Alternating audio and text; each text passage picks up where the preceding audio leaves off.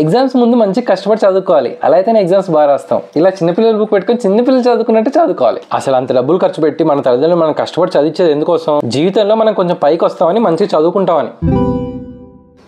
అమ్మో టైం 2 అయిందా? సరే లాస్ట్ 2 చాప్టర్స్ ఉన్నాయి, అవి చదివి ఆ తర్వాత మనం తిందాం. ఒక్క ముక్క కూడా అర్థమై చావట్లేదు. ఈ ఒక్క పూటలు ఇన్ని చాప్టర్లు చదివి మనం పాస్ అయ్యి ఉద్ధరించేది ఏం లేదు. కానీ ఒక్కసారి రమేష్ గారికి ఫోన్ చేద్దాం.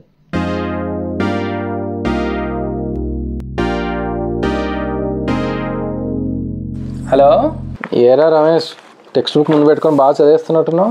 ఈ ఒక్క రోజులో మనం చదివి పాస్ అయ్యేది ఏం లేదులే, కానీ సరదాగా వెళ్ళాలి, మందేద్దాం పదా.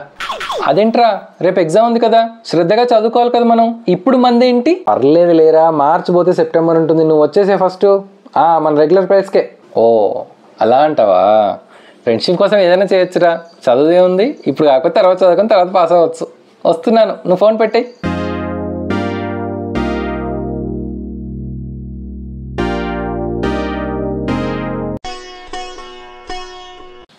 నమస్తే నమస్తే అక్క, నమస్తే నమస్తే నమస్తే. నాగల పంచమని పాలు పోయనికి వచ్చిండ్రా? ప్రతిసారి ఇట్లా సంవత్సరానికి ఒక్కసారి పాలు వస్తే మీ ఓషన్ పాలతో సంవత్సరం అంతా ఇట్లా బతకాలక్క నేను. దుబ్బుకోకండి, అందరు వరుసగా నిలబడి పాలు పోయండి. అందరు కోరికలు రాసుకొని అందరు పాలు తాగుతా. మీ కోరికలు రాసుకోవాలి కదా. ఎర్ర బుక్ తీసుకున్నా, మెల్లగా ఒక్కొక్కరు వచ్చి పాలు పోసి కోరికలు చెప్పురు. ఇక చూడు, ఈ అక్క పోసిందేమో గిన్ని పాలు, చెప్పేటివేమో ఇన్ని కోరికలు. ఆల్రెడీ 3 పేజీలు అయిపోయినాయి. ఏందక్క పాలు ఇన్ని నీళ్ళు ఉన్నాయి? 50 ml పాలు ఉంటే 100 ml నీళ్ళు కలిపినట్టున్నావు. ఇట్లా నీళ్ళు కలిపిన పాలు తాగితే నా హెల్త్ ఏమవుతుంది చెప్పు? పాలు భలే మంచిగా ఉన్నాయక్క, ఏడ తెచ్చినావు? అర్రే మన రమేష్ అన్న డైరీలనా? మంచిగున్నాయి. ఏందక్కి పాలు ఇట్లున్నాయి? ప్యాకెట్ పాలా? ఏందక్క బర్రె పాలు పోసినావు? ఆవు పాలు పోయాలి కదా. అంటే నాకు రుచి తేడా తెలియదు అనుకున్నావా? ఇగో ఈ అక్క చూడు, పసుపు కుంకుమ అన్ని పాలలో వేసిపోస్తుంది. ఓ అక్క, ఫ్రెష్ పాలు నాకు పోయాలా? పుట్టకు పసుపు కుంకుమలు పెట్టాలా? అక్కకు ఫస్ట్ టైం అనుకుంటా, మీరందరు పెద్దలు ఉన్నారు చెప్పరా? అదే ఓ అక్క, జర మెల్లగా చెప్పు. నేను అన్ని కోరికలు రాసుకోవాలన్నా వద్దా? ఎన్ని రోజులకెళ్ళి కోరికలు దాచిపెట్టుకున్నావేమో. పాలధార లెక్క పోస్తూనే ఉన్నావు నా మీద.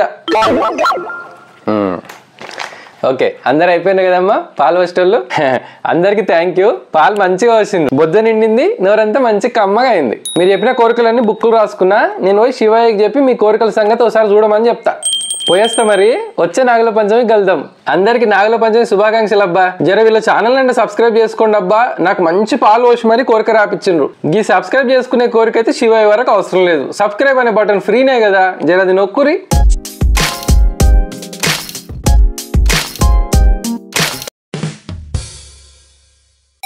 ఝాన్సీ, నీకు ఈ విషయం తెలుసా?